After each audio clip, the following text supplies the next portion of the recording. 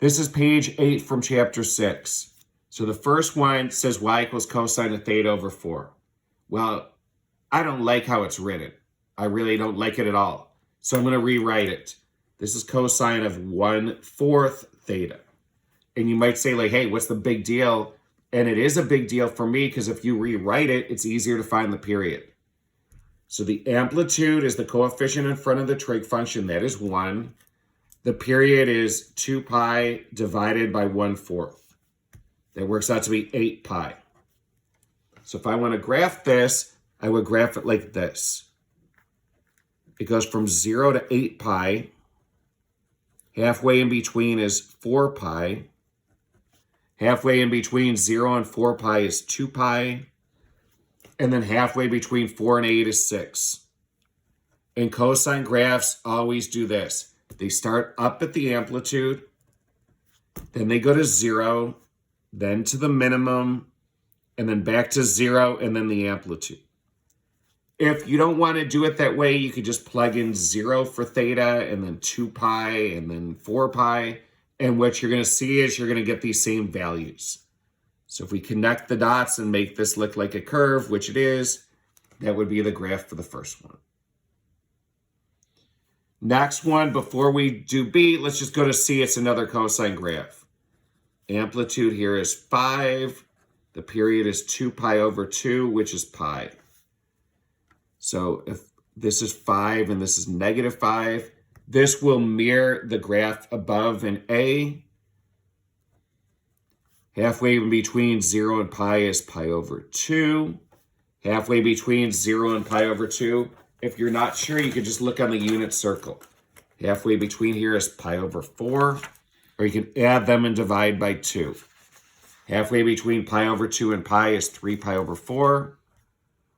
And then again, either plug these values in for theta and work those out, or just know that for any cosine graph, starts up at the amplitude, then the x-axis, then the minimum, and then the x-axis, then the maximum.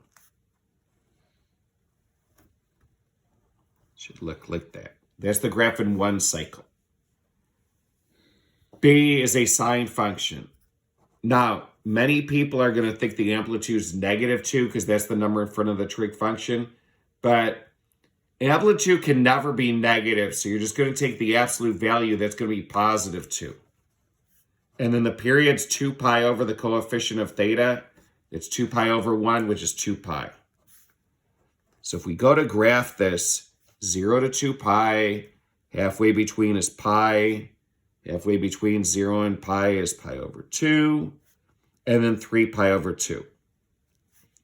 And I'm going to go, let's call this 2 and this -2.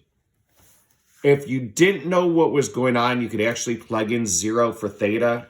Sine of 0 is 0 times -2 is still 0. If you plug in pi over 2, the sine of pi over 2 is 1. 1 times -2 is -2. So usually the sine graph starts at 0 and kicks up because of the negative. It's just going in reverse. Sine of pi is 0 times -2 is still 0.